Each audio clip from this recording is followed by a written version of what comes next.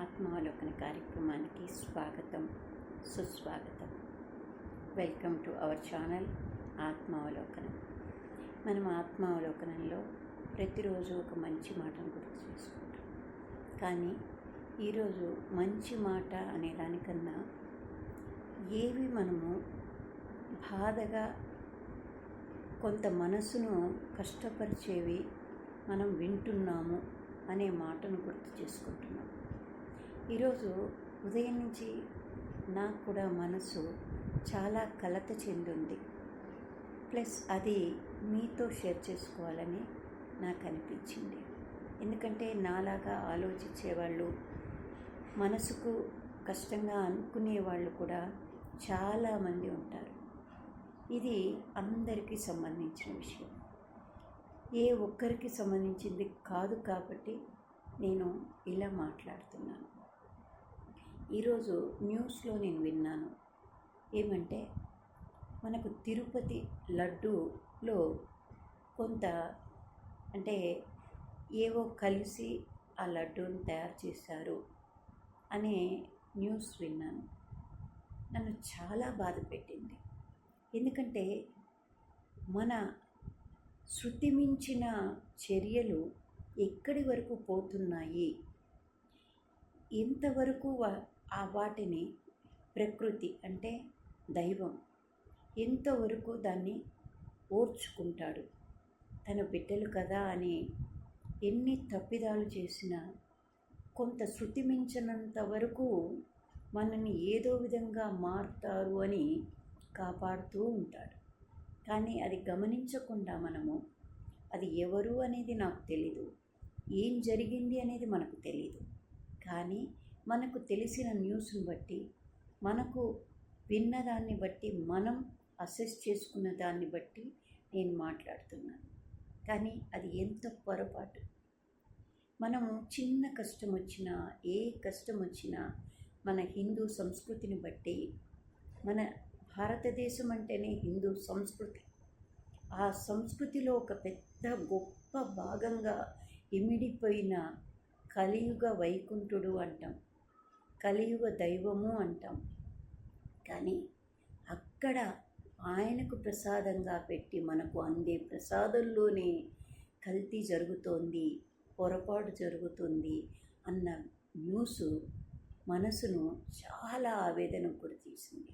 ఎందుకంటే ఏ కష్టం వచ్చినా ఆపద ముక్కులు వాడా అంటాం, ఏ సంతోషం వచ్చినా నీకు నా చుట్టిస్తాను అంటాం, నేను ఈ మొక్కుబడి మొక్కాను అంటాం. అంటే ఏ బాధనైనా, ఏ సంతోషాన్నైనా, ఏ విపత్తునైనా తీర్చగలిగిన వాడు అనే నమ్మకంతో మనం ఆ స్వామిని ఆరాధిస్తుంటాం. కానీ పొలిటికల్ కానీ, లేదు మనుషులు కానీ, ఎవరైనా కావచ్చు, ఎవరైనా ఏ భిన్న అభిప్రాయాలు ఉన్నవాళ్ళు కూడా కష్టానికి ఒక కలియుగ వైకుంఠం అంటాం, కలియుగ దైవం అంటాం. కానీ ఫలాని వాళ్ళ దేవుడు అనం. ఎందుకంటే ఆయన ఎవరినైనా సమంగా చూడగలిగిన కలియుగ దైవం ఆయన. మరి ఆయనకు మనకు నచ్చిన మనసులో ఉన్న భావాలన్నింటినీ ఆయనకు రుద్దడం, ఆయన దగ్గర ఇబ్బందిగా మనం తప్పు చేయడం అనేది ఎంతవరకు సుఖం అంటారు. కానీ మన సంస్కృతిని మనం ఎప్పుడూ మర్చిపోకూడదు. మన సంస్కృతి, మన పెద్దవాళ్ళ నుంచి వచ్చిన పరంపర. ఏ చిన్న ఇంట్లో ఇబ్బంది కలిగినా నాకు కూడా అది స్వానుభవం. ఏంటంటే మా ఇంట్లో కూడా పెద్దవాళ్ళు ఎవరైనా సరే ఏదైనా చిన్న ఇబ్బంది అయితే, అమ్మా వెంకటేశ్వర స్వామికి చలివిడి దీపారాధన చేయి, అన్నీ సమసిపోతాయి అనేవాళ్ళు. ఏ బాధ వచ్చినా తిరుపతి వెంకన్న దగ్గరికి పోలేకపోయినా కూడా ఆయనే మన ఇంట్లో ఉన్నాడని 7 అడుగులు నడిచి ఆ స్వామికి అపరాధం చెప్పుకొని పూజించుకొని ఏ పనినైనా ప్రారంభించేవాడు. ఇది ప్రతి ఒక్కరి ఇంట్లో జరిగేటువంటి ఇవన్నమాట, జరిగే కార్యక్రమం. అది ఏ ఒక్కరుని కాదు, చాలా దగ్గర కూడా ప్రతి ఇంట్లో ఈ స్వామిని ఆరాధించడం మనం చూస్తూనే ఉంటాం. అలాంటి స్వామికి అలాంటి అపరాధాలు ఎందుకు జరగాలి, ఎందుకు జరుగుతుంది, ఎందుకు శృతి మించుతోంది మన తప్పిదాలు అనేది మనం ప్రశ్నించుకోవాల్సిన సమయం వచ్చింది. అందరూ కలిసికట్టుగా నిరోధించుకోవాల్సిన సమయం కూడా ఆసన్నమైంది. ఎందుకంటే తప్పును చేయడం ఎంత తప్పో, తప్పును సమర్థించడం కూడా అంతే తప్పవుతుంది. కాబట్టి అది ఎవరు ఏమి అనేది మనకు తెలియదు. మనం అతి సామాన్యులం, మనకు తెలియకపోవచ్చు. కానీ ఆ బాధ మాత్రం ప్రతి ఒక్క జనానికి ఉంటుంది. ఈ భారతదేశమే కాదు, ఏ దేశమేగినా ఆ దేశంలో ఒక వెంకటేశ్వర స్వామి ఉంటాడు. స్వామి మనము ఇప్పుడు నేను అనుకునేది ఏమంటే, నా మనసుకు అనిపిస్తుంది, ఒక శ్రీరామనవమి రోజు రాముడి అని తలుచుకోవడం, ఒక ఫాదర్స్ డే రోజు ఒక నాన్న అని గుర్తు చేసుకోవడం, ఒక మదర్స్ డే, ఒక దినం, ఒక రోజు, ఒక టీచర్స్ డే, ఇలా అనుకునే బదులు మన మనసులో నిజమైన మంచి సంకల్పాన్ని సర్వదా పెట్టుకొని ఆ రోజు ఇంకా 4 సార్లు గుర్తు చేసుకోవడంలో ఉన్న ఆనందం కన్నా మనము దాన్ని మర్చిపోతూ మనసులో లేకుండా తప్పుల మీద తప్పులు చేసుకుంటూ పోతే, ప్రకృతి అంటే దైవం, ఆ ప్రకృతి సృష్టించినదే ఈ న్యాచురాలిటీ. అది కన్నెర చేసినప్పుడు మనం ఏ పాటి వాళ్ళం, ఎటు పోతాం? ఈ కట్టలున్నాయి, ఎన్ని ఉన్నా మనము ఆ చల్లబడిపోయినప్పుడు ఆ చేతిలో ఉన్నది ఏదో జారిపోతుంది. ఇంకా మిగతావి ఏవి నిలబడతాయి? మనకు ఏవి నిలబడవు కదా.